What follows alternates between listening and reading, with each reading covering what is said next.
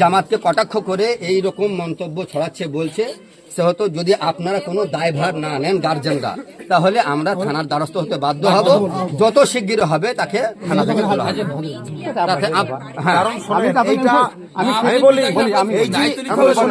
এই যে হেডিংটা দেখুন কত মোটা করে, এত মোটা করে হেডিং দিয়েছে, মক্কার মুশরিক বনাম বর্তমান মুসলিম। এর মুসলিম বলতে কারা? শুধু কি সুন্নিরা? সমস্ত মুসলিমকে মুশরিক বলছে, সমস্ত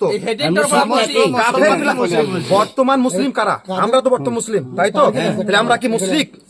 এর অত বড় কলজা হয় কি করে? এর ব্যাখ্যাটা আমি দিতে পারবো না, আপনাকে লাগবে না ব্যাখ্যা।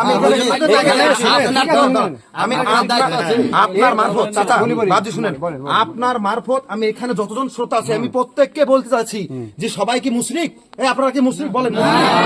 এ তো ওটাই লিখেছে যে মক্কার মুশরিক বনাম বর্তমান মুসলিম। তাহলে আমরা যে নিজেকে মুসলিম দাবি করছি, এবার আমাদের আকীদা কি ওটা আলাদা জিনিস, কিন্তু মুসলিম দাবি তো করি। তাহলে আমরা সবাই কি মুশরিক? তাহলে ওর অত বড় কলজা হয় কি করে? মুসলিম বলতে আবু জেহেল, আবু লাহাব, তাহলে আমরা কি উতবা সাইবা, ওলীদ বিন মুগিরা যেমন সেই রকম বলতে চাচ্ছি। এইখানে শুধু প্রত্যেককে মুশরিক বলেছে, প্রত্যেককে। ওকে ভাবনা চিন্তা করা দরকার ছিল। আবার দেখুন এটা পোস্টার ছাপিয়েছে, চাচা পোস্টার ছাপিয়েছে।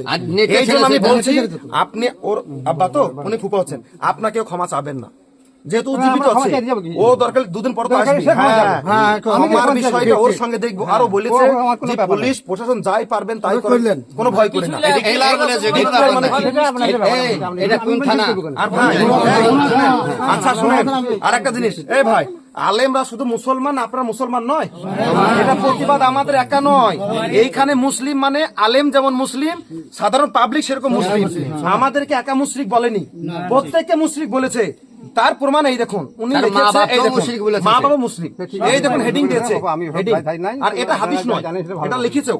আচ্ছা তাহলে একবার কল করেন থানাতে, দিয়ে জানিয়ে রাখেন। অবশ্যই করেন, টেপ নিতে হবে। দেখে যাক কতগুলো মানুষ এসছে, তার কথায় কি করেছেন। মেম্বার সাহেব কই? আলোচনা করতে হবে। মেম্বার সাহেব কোথায়?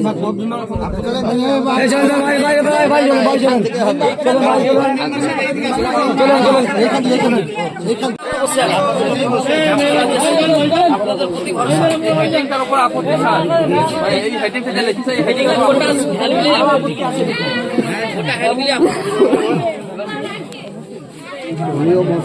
আসসালামু আলাইকুম ওয়া রাহমাতুল্লাহ।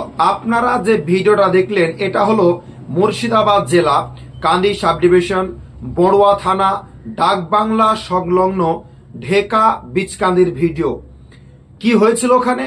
ওই গ্রামের একটা নগণ্য যুবক যে নিজেকে শিক্ষক দাবি করে, সে আপনার পোস্টার ছাপিয়েছিল, হ্যাম্বেল ছাপিয়েছিল এবং সেখানে লিখেছিল যে মক্কার মুশরিক বনাম বর্তমান মুসলিম সমাজ। এক কথায় সে মুশরিকের সঙ্গে বর্তমানে যত মুসলমান আছে প্রত্যেককে মুশরিক হিসাবে তুলনা করেছে।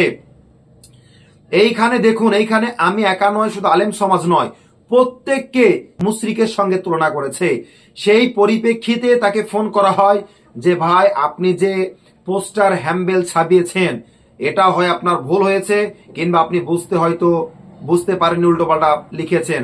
আপনি এক কাজ করুন, আপনি ওই হ্যাম্বেল নিয়ে আমাদের কাছে কিংবা আপনি একটা জায়গা বলুন, সেখানে আমরা সামনাসামনি বসে জিনিসটাকে ক্লিয়ার করব।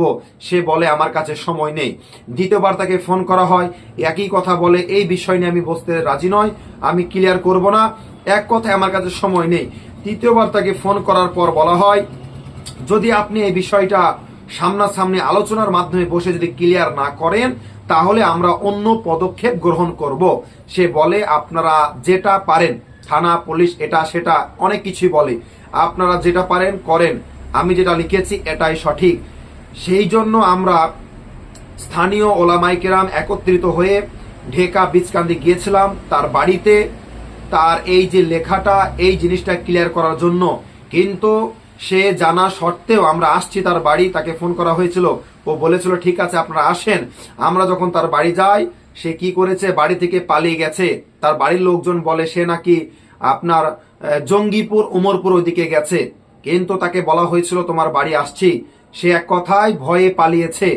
এইবার তারপরে জনতাকে সামাল দেওয়া যাচ্ছিল না, প্রত্যেকে মানুষ উগ্র ছিল। কেন? কারণ প্রত্যেককে মুশরিক বলা হয়েছে, এটা স্বাভাবিক, প্রত্যেকের একটা সেন্টিমেন্টে লাগবে। তাই তার বাড়িতে গিয়েছিলাম, সেখানে জনগণকে সামাল দেওয়ার না পারার কারণে প্রশাসন আসে। প্রশাসন এসে তাদের বাড়ির একজনকে নিয়ে যায় থানাতে। সেখানে বলা হয় আগামীকাল অর্থাৎ মঙ্গলবারে একটা থানাতে ফাইসলা হবে। আইনত পদক্ষেপ যেটা নেওয়ার প্রয়োজন প্রশাসন সেটাই নেবে। এটাই ছিল ভিডিওর অংশ। এবং দেখুন, বর্তমানে যদি এরকম মুসলমানের মধ্যে উস্কানিমূলক বক্তব্য দিয়ে সমাজে আপনার দাঙ্গা লাগাতে চায়, এদেরকে কঠোরতম কঠোর সাজা দেওয়ার প্রয়োজন আমি মনে করি। এবং দেখা যাক প্রশাসন কি পদক্ষেপ নিচ্ছে, আমরা তার আশায় আছি। আগামীকাল মঙ্গলবারে যাই হোক এর একটা ফাইসলা হবে।